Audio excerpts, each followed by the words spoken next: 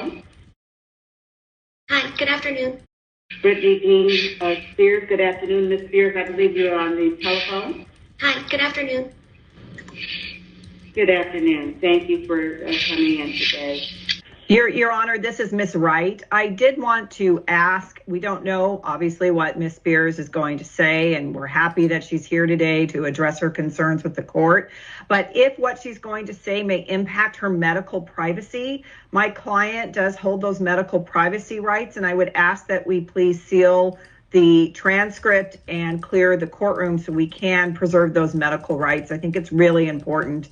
And it could be that she brings up issues related to her family and her minor children, and they have their own privacy rights. And I think anything said about them. I think they've done a good job at exploiting my life and the way that they've done my life. So I feel like it should be an open court hearing, and they should listen and hear what I have to say. Oh, okay, that was Ms. Spears speaking. That was me, yes. Thank you, Ms. Spears. All righty. So with that said, Mr. Ingham, did you have anything you wanted to say before I have Ms. Spears speak to the court? Your Honor, all I was going to say is that my client has indicated to me that she wants the hearing to be open. Okay. All right.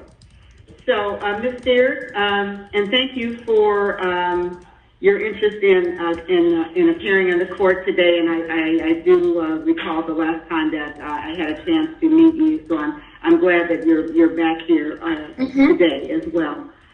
You were here, I believe, in 2019. I believe we were in the court. So I'm happy to hear from you, Ms. Spears. So you may feel free to address me at this point. Okay, well, I just got a new phone, so bear with me. Okay, so I have this written down. I have a lot to say, so bear with me. Basically, a lot has happened since 2 years ago, the last time I wrote all this down. The last time I was in court. I will be honest with you, I haven't been back to court in a long time because I don't think I was heard on any level when I came to court the last time. I brought 4 sheets of paper in my hands and wrote in length what I had been through the last 4 months before I came there. The people who did that to me should not be able to walk away so easily. I'll recap. I was on tour in 2018. I was forced to do. My management said if I don't do this tour, I will have to find an attorney. Ms. Spears, I hate to interrupt you, but my court reporter is taking down what you're saying. Okay. And so you have to speak a little more slowly. Oh, of course, yes. Okay, and I apologize. And Great. Of everything you're saying. Okay. Sure. Now, the people who did this to me should not get away and to be able to walk away so easily. Recap. I was on tour in 2018. I was forced to do. My management said if I don't do this tour, I will have to find an attorney, and by contract, my own management could sue me if I didn't follow through with the tour. He handed me a sheet of paper as I got off the stage in Vegas and said I had to sign it. It was very threatening and scary, and with the conservatorship, I couldn't even get my own attorney, so out of fear, I went ahead and I did the tour. When I came off that tour, a new show in Las Vegas was supposed to take place. I started rehearsing early, but it was hard because I'd been doing Vegas for 4 years and I needed a break in between. But no, I was told this is the timeline and this is how it's going to go. I rehearsed 4 to 4 days a week, half of the time in the studio and half of the other time in a Westlake studio. I was basically directing most of the show with my whereabouts, where I preferred to rehearse and actually did most of the choreography, meaning I taught my dancers my new choreography myself. I take everything I do very seriously. There's tons of video with me at rehearsals. I wasn't good. I was great. I led a room of 16 new dancers in rehearsals. It's funny to hear my manager's side of the story. They all said I wasn't participating in rehearsals and I never agreed to take my medication, which my medication is only taken in the mornings, never at rehearsal. They don't even see me. So why are they even claiming that? When I said no to one dance move into rehearsals, it was as if I planted a huge bomb somewhere. And I said, no, I don't want to do it this way. After that, my management and my dancers and my assistant of the new people that were supposed to do the new show all went into a room, shut the door, and didn't come out for at least 45 minutes. Ma'am, I'm not here to be anyone's slave. I can say no to a dance move. I was told by my, at the time, therapist, Dr. Benson, who died, that my manager called him in that moment and told him I wasn't cooperating or following the guidelines in rehearsals. And he also said I wasn't taking my medication, which is so dumb because I've had the same lady every morning for the past 8 years give me my same medication, and I'm nowhere near these stupid people. It made no sense at all. There was a week period where they were nice to me and they said, I don't want to do, and I told them I don't want to do the they were nice to me. They said, if I don't want to do the New Vegas show, I don't have to, because I was getting really nervous. I said, I can wait. It was like, they told me I could wait. It was like lifting literally 200 pounds off of me when they said I don't have to do the show anymore, because I was really, really hard on myself and it was too much. I couldn't take it anymore. So I remember telling my assistant, but you know what? I feel weird if I say no. I feel like they're going to come back and be mean to me or punish me or something. 3 days later, after I said no to Vegas, my therapist sat me down in a room and said he had a million phone calls about how I was not cooperating in rehearsals and I haven't been taking my medication. All of this was a false. He immediately the next day put me on lithium out of nowhere. He took me off my normal meds I'd been on for 5 years. And lithium is a very, very strong and completely different medication compared to what I was used to. You can go mentally impaired if you take too much, if you stay on it longer than 5 months. But he put me on that and I felt drunk. I really couldn't even take up for myself. I couldn't even have a conversation with my mom or dad really about anything. I told them I was scared, and my doctor had me on 6 different nurses with this new medication come to my home, stay with me, to monitor me on this new medication, which I never wanted to be on to begin with.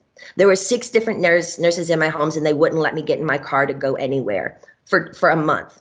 Not only did my family not do a goddamn thing, my dad was all for it. Anything that happened to me had to be approved by my dad, and my dad he acted like he didn't know that I was told I had to be tested over the Christmas holidays before they sent me away when my kids went home to Louisiana. He was the one who approved all of it. My whole family did nothing. Over the 2-week holiday, a lady came into my home for 4 hours a day, sat me down and did a psych test on me. It took forever. But I was told I had to then, after that I got off, I was told I had to then, after I got a phone call from my dad saying, after I did the psych test with this lady, basically saying I had failed the test or whatever, I'm sorry, Brittany, you have to listen to your doctors. They are planning to send you to a small home in Beverly Hills to do a small rehab program that we're going to make up for you. You're going to pay $60,000 a month for this. I cried on the phone for an hour and he loved every minute of it. The control he had over someone as powerful as me, as he loved the control to hurt his own daughter 100,000%, he loved it. I packed my bags and went to that place. I worked 7 days a week, no days off, which in California, the only similar thing to this is called sex trafficking, making anyone work against their will, taking all their possessions away, credit card, cash, phone, passport card, and placing them in a home where they work with the people who live with them. They all lived in the house with me, the nurses, the 24/7 security.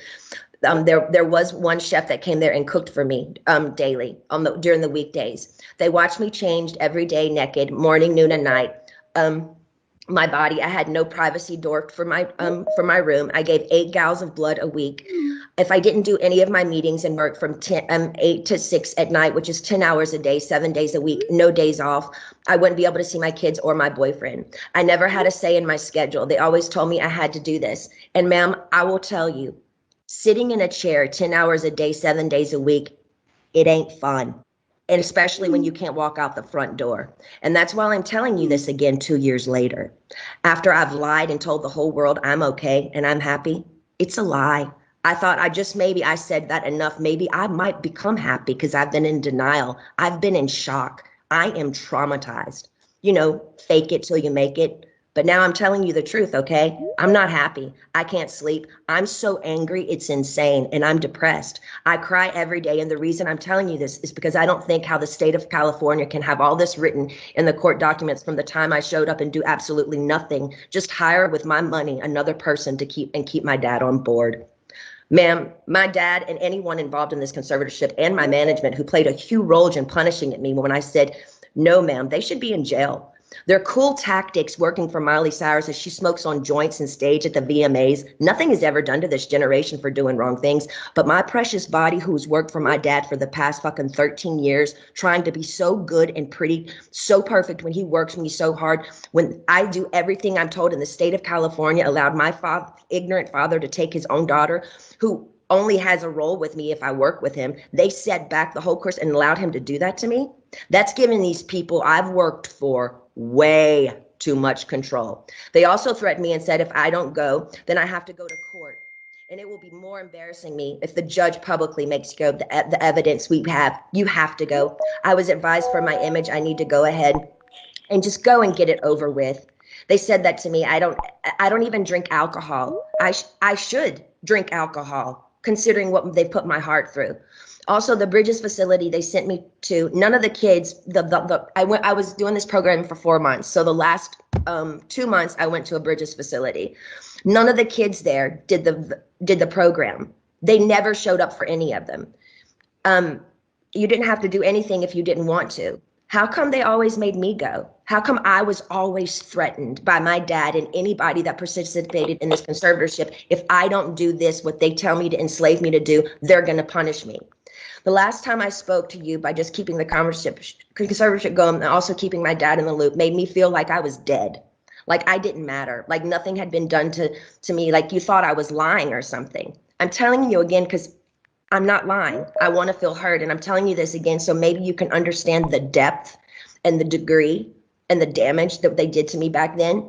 I want changes, and I want changes going forward. I deserve changes. I was told I have to sit down and be evaluated again if I want to end the conservatorship. Ma'am, I didn't know I could petition the conservatorship to end it. I'm sorry for my ignorance, but I honestly didn't know that. But honestly, I don't think I owe anyone to be evaluated. I've done more than enough. I don't feel like I should even be in a room with anyone to offend me by trying to question my capacity of intelligence, whether I need to be in this stupid conservatorship or not. I've done more than enough. I don't owe these people anything, especially me, the one that has roofed and fed tons of people on tour on the road. It's embarrassing and demoralizing what I've been through. And that's the main reason I've never said it openly. And mainly I didn't want to say it openly because I honestly didn't think anyone would believe me. To be honest with you, the Paris Hilton story on what they did to her to that school, I didn't believe any of it. I'm sorry, I'm an outsider, and I'll just be honest. I didn't believe it. And maybe I'm wrong. And that's why I didn't want to say any of this to anybody, to the public, because I thought people would make fun of me or laugh at me and say, she's lying. She's got everything. She's Britney Spears. I'm not lying. I just want my life back. And it's been 13 years and it's enough. It's been a long time since I've owned my money, and it's my wish and my dream for all of this to end without being tested. Again, it makes no sense whatsoever for the state of California to sit back and literally watch me with their own 2 eyes make a living for so many people and pay so many people trucks and buses on tour on the road with me and be told I'm not good enough. But I'm great at what I do. And I allow these people to control what I do, ma'am, and it's enough. It makes no sense at all. Now, going forward, I'm not willing to meet or see anyone I've met with enough people against my will. I'm done.